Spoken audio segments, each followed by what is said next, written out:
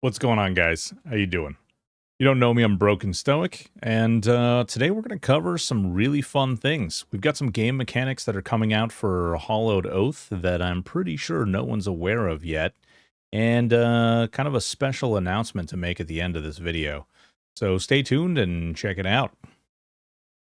First up is the loot system. I know this is maybe not super commonly known, but this has been somewhat public. There's going to be a personal loot system. It's going to contribute to the actual amount of loot and the type of loot that we see in the game. So first and foremost, if you contribute to the kill of a mob, essentially get experience for killing it, you'll get your own role. Everyone in your group will get their own role.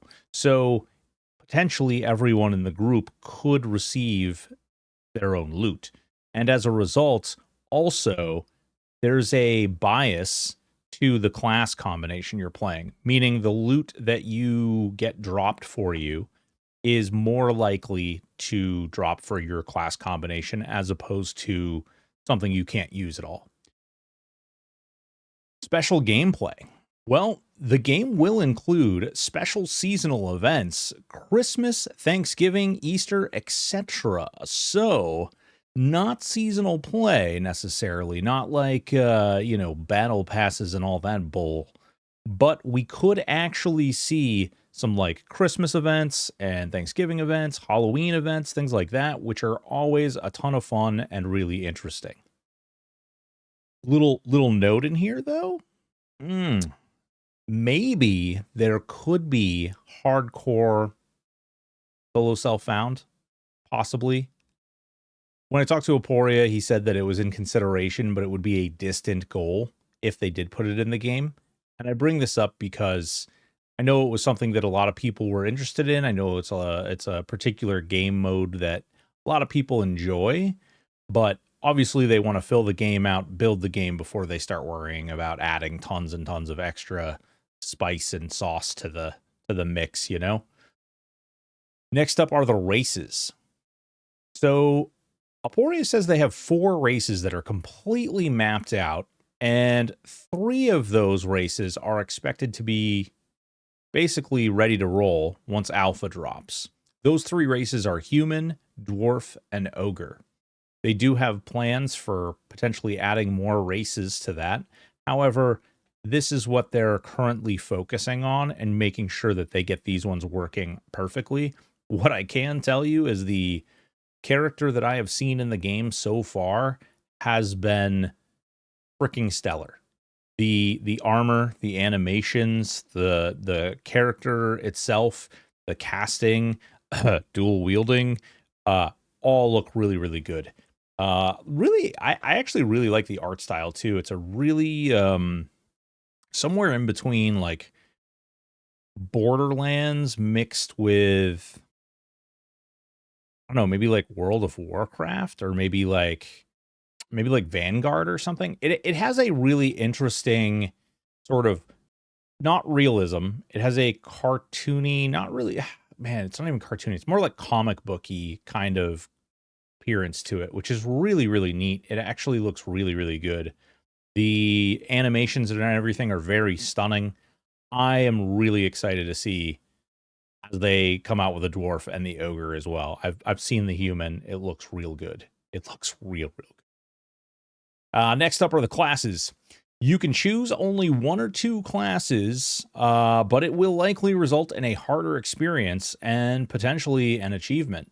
So you don't have to do 3 classes. You can do less than 3 classes. However, you're basically signing yourself up for hard mode, which is fine.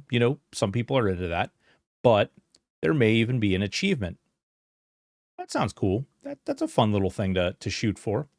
As far as like when you choose your classes, it sounds like you're going to be choosing all 3 of your classes right from the start, right from the get of character creation. Now, bear in mind a lot of this stuff, in fact, all of this stuff is subject to change because obviously we're pre-alpha. So as they balance things and begin to implement different mechanics and things, they may decide that this doesn't work or that does work, or, whatever the case may be. But as it stands, this is where they're going. Character power, okay? So leveling will obtain oath points, and they can be spent on base stats, quality of life features, archetype upgrades, meaning like tanking, healing, DPS, and support, class abilities, god and goddess powers and abilities. Interesting. Account-wide bonuses, unlocks, or a lineage system, meaning you can level a character up, get them up, and possibly spend your oath points on boosting your account, which could have global bonuses or benefits to your other characters or the rest of your account. That's kind of cool. I really like that. That adds some serious replayability to the system, which, you know, I freaking sunk ridiculous amounts of hours into these games. So yeah, that's going to be nice. Let's see here. Development leans into multi-classing, and so they will better support one another as opposed to being individual pillars, meaning the classes that you pick will be built with the intent of being combined with other classes, i.e., like if you have a fire spell, like one class may have a fire spell and the other one may have a spell that causes fire to do something weird like spread or explode or whatever the case may be. They're intentionally being built with the idea that they would be blended together as opposed to standing on their own as individuals. Other multi-class games have typically had, you know, a pillar character, so a character that was built to stand on its own, and then implemented additional classes to sort of, you know, go into that. And typically those classes that are added to it are also built to stand alone. This game is being built with the idea that these characters would be smashed together. Not only does that help with balance, but it also helps with power and it creates fun synergy. So really cool in my book. I think that adds a lot of dynamic gameplay and interest. Also, because you can spend your points through the oath system, every experience is kind of different. Where you spend your oath points will really change the way that your class combination feels. You know, two people can be playing the same combination and play it entirely differently. And it can still not only be good, but it can actually feel and play completely differently, which is really, really interesting. It's going to open a lot of doorways for different build styles and play styles, which is really, really cool. I love that idea. Let's see. Gear will be restricted to classes. So if you lack the needed class for an item, you won't be able to use it. So, you know, if you're a Golemancer and there's a Golemancer item that drops, great, you can use that. However, if you're a Golemancer and a rune, any of the other classes, doesn't really matter. Any of the other classes, if an item drops for another class, you won't be, and it's not a part of your combination, you won't be able to use it. Pretty simple. Let's see here. Every combo will have at least 30 abilities. Wow. Every combo will have at least 30 abilities. Now I'm thinking that is 10 each because you have three, right? You have three classes and each class will likely have 10 abilities and then build out from there. Now, that may sound a little weird, but what I would say is there's a synergy system built into the game, which I have seen in action, and I will tell you that it looks really good. And the way it functions, which we'll get into in a second, is actually really, really cool. The way that you sort of utilize the abilities together, the way that you sort of move things to sort of just interact with one another. It's just really interesting. But we'll like I said, we'll get into that in a second. So now we go into gameplay. Okay. So the large majority of the game will be soloable. There are plans to set scaling so that if you have a full group or you have people that you're playing with, the difficulty may increase. But as a result, the rewards and XP will also increase. There are some interesting things with the way they intend on like encouraging grouping. So you'll have boosted rewards. You'll have boosted quality of life features, such as a group bag A group bag has been described to me as being a bag in which your group can basically like throw items into and share and move them around. So imagine, I don't know, if you have like food or something, combat food, and you want to throw, you're a cook and someone else is a holocraft or whatever, and you guys want to share these items so that each other can just utilize them whenever they want. Well, you can put the food in the group bag and everybody could like grab one out and eat it or drink it or whatever the case may be. But that's just an example. You could also pass items across a group. I don't know if it's going to be like a zone wide bag or like a worldwide bag. So possibly like one person could go back to town and like sell everything and then come back. I don't know. I don't know as far as that's going to go, but the group bag is a really interesting mechanic. I really like that concept. Auction house, selling things. They plan to have a market for players to sell items to other players. It hasn't been established what that's really going to look like yet. And I think that that's probably good because there's a lot that needs to be worked out before this is. But when asked, they did say that there will be a market for players to sell items to other players. There will be a global chat, guild chat, group chat, and area chat, with no plans for an internal voice chat system at this time. They kind of entertained, they joked about it, as they do. They joked about it when I asked the question, you know, what's this going to look like? What's that going to look like? And what type of things do we have to look forward to? And then, you know, instantly Kata started talking about well, you know, I wonder if we could integrate Discord somehow, and then we could work out this thing and that thing, and we could make all these things connect, and then that could talk to this guy. You know how things go. You do know how it be, though. Really, really great. You know, one of the big takeaways from that is the guild chat. So obviously there will be guilds. There will be a system for guilds, which is great. Obviously, we'll be making a guild over there. Your character strength is tied to your gear, levels, and oath lines. Each has a huge impact. However, levels will be weighted more heavily than anything. So if you're a level 10 fighting a level 20, and even if you're like super well geared, you're still going to be having a harder time than a level 20 fighting a level 20 mob. So I don't necessarily disagree with that. I kind of like that concept. It keeps the power in place. It keeps the overall feeling in place. It keeps the overall, you know, just it allows them to kind of set a baseline and then kind of tinker with it, turn the lever up and down as they see fit. So I really like that. I think that that's pretty strong. Combat. Those of you who are curious about combat, Hollow Oath has a streamlined active combat system. Basically, you'll be using abilities as opposed to turning on auto attack and going AFK for 5 minutes and coming back to a dead thing. Yay! Think of, you know, WoW combat. Think of that active combat where you're pressing abilities constantly as opposed to just turning on auto attack and waiting. This is good. I have seen the combat, what they have in the game right now. It is stellar. It is stunning. It is interesting. It's very active. There's a lot of different abilities, but then also synergies, which again, we'll get into in a second. Really, really neat system that they've designed as far as how you'll use abilities, how abilities interact with one another.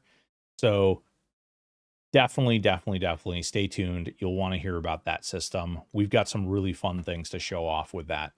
Let's see here.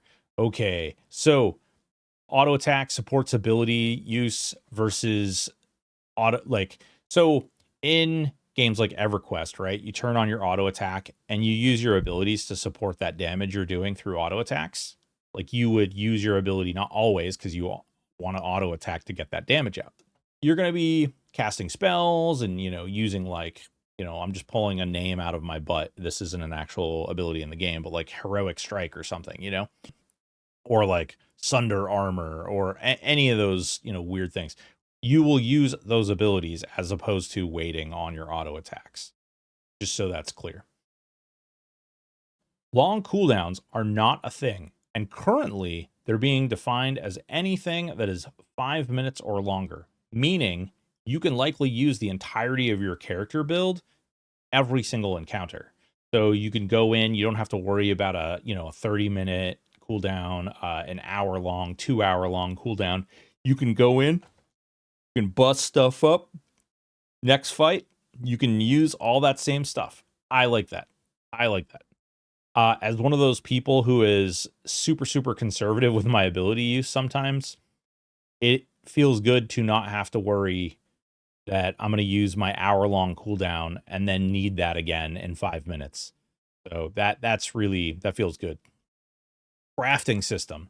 Now, it's important to realize that this is not hammered out. It's not even implemented yet, but the plans for it are really, really interesting. Crafting should be meaningful. Crafted gear will likely have a lower potential stat cap than dropped gear. However, you will be able to control where the stats go. As a rough example, a bronze sword and its quality dictates the total potential stats it can have. You will be able to utilize your crafting skill and holocraft in order to dictate where those stats are. So the examples that were given were like, if you have a sword and it has +2 might and +1 focus on it, and you want it to have +4 luck, you can actually craft it to have those stats. You can utilize crafting skills to sort of push the stat weight in whatever direction you want it to go, which I think is really interesting and should be cool if you think about it on a grander scale. So you'll basically be able to tailor your character and play it up the way that you want to, because you can craft those things or you could buy the crafted gear. And then later you will be able to get the dropped items that may be more rare with the particular stat ratios and the particular stats that you're interested in. You'll be able to farm those, meaning crafted gear will typically be useful. And then, you'll still get the best gear from playing content and doing things in the game. It gives you the granular control over stat placement. It's pretty strong. Next up is the world. There's currently 10 biomes in the game. They do need NPCs put into them. They do need POIs put in, point of interest. And they do need to be polished out a little bit, which isn't too bad. That's pretty impressive considering they didn't start all that long ago. And the world is pretty much already built out. I have seen a lot of the world. We'll get into some of the things I've seen, but Aporia has shown me the inside of the game, and I will say giggity, giggity, giggity, giggity goo. Yeah. Mm-hmm. Very nice. Very nice. But what they have right now is not necessarily even a fraction of the size that they want it to be. They would like all 10 of these biomes to have their own echo or instance, basically. And each biome, they would like to have up to, or at least, 10 points of interest. Meaning, whatever, it could be a camp or a castle or a ruin, or, it could be anything. A druid ring. It could be any number of things, but basically a point of interest is like a special location. So that's really cool. That's a really huge map. It's a really huge world, and they're already so far along in the game and in its development, and they've only just started, which blows my mind every time I think about it. But I have personally seen Aporia run around in the world, fight things. I've seen things fight one another. I've seen the pathing. I've seen armor in the game. I've seen character models in the game. I've seen NPC models in the game. It's going really well, guys. There is truly, first of all, if these guys are moving at a pace that is just, it'll snap your neck. But we have some more things to talk about here. We've got some user interface stuff, okay? So you'll see here, this is kind of like your ability bars, right? and you have 10 ability slots. So you put your primary abilities in these, okay? And then you have synergy slots, which is when I press this button or when I press this button, it will change this ability to a synergy ability. You set all this up. So it's not like dictated in one specific way. You can completely customize this. But basically, if I cast Fireball, Fireball is not a spell in the game, but if I cast Fireball, then what happens is it sets the thing on fire. Well, my synergy ability makes it so that when I set something on fire, I can use my synergy ability to spread the fire to everything around it. I can use my synergy ability to cause the burning debuff to explode. I can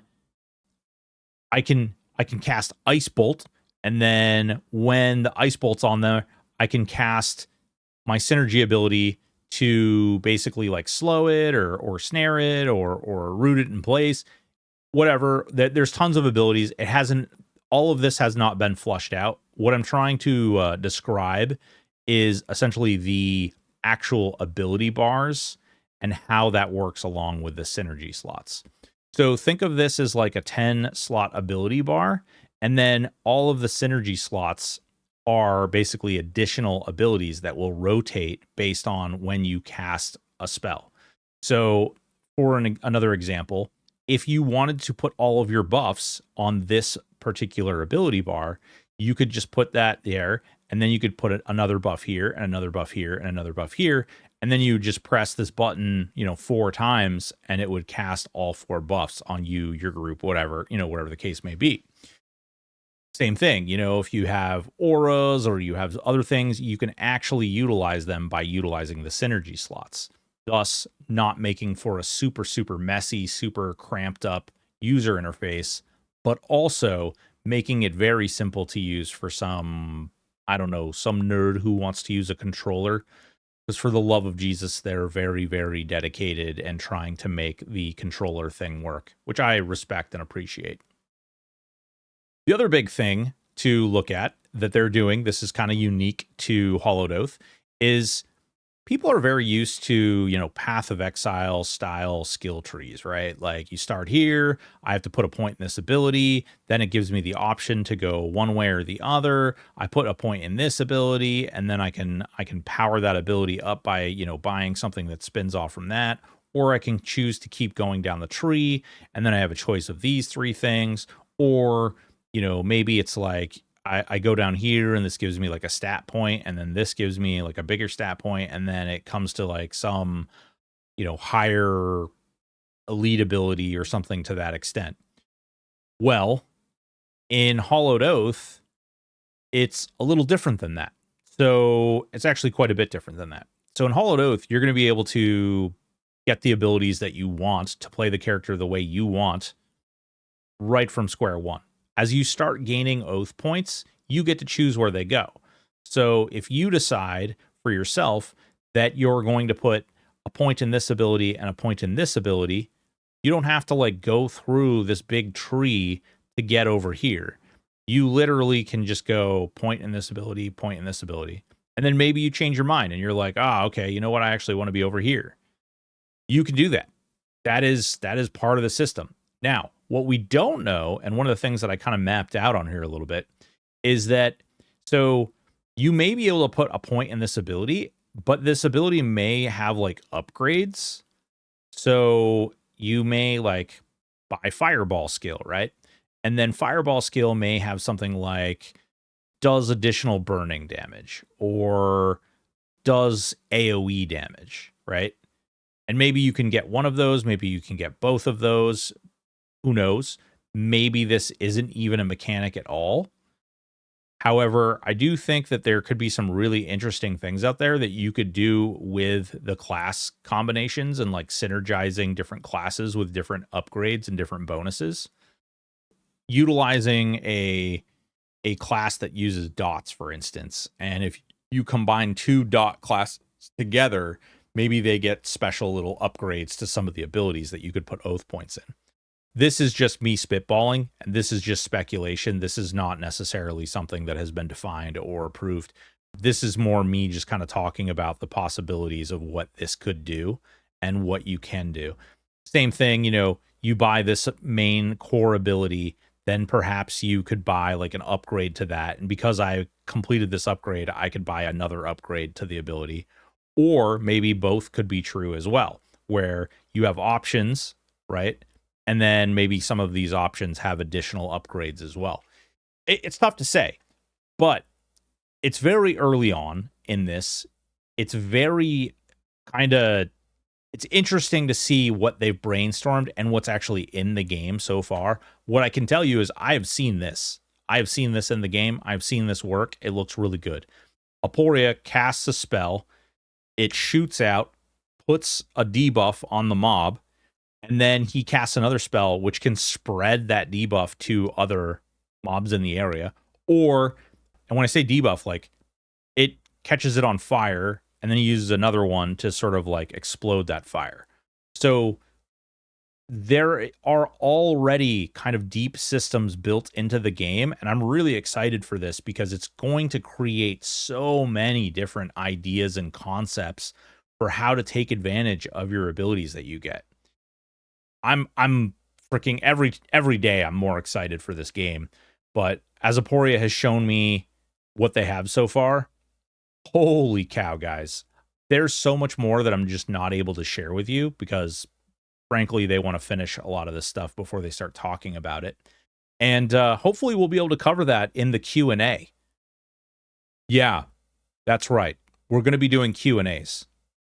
And the first Q&A, I would expect to see the end of April to early May. We're currently working out all the details, but we will be doing Q&As. We will be doing them on Twitch, and we will be recording them as well. So I'm excited. Hopefully you guys are excited. Tell me what you're looking forward to the most. Don't forget to hit that like, that subscribe, and I'll see you next time. Thank you.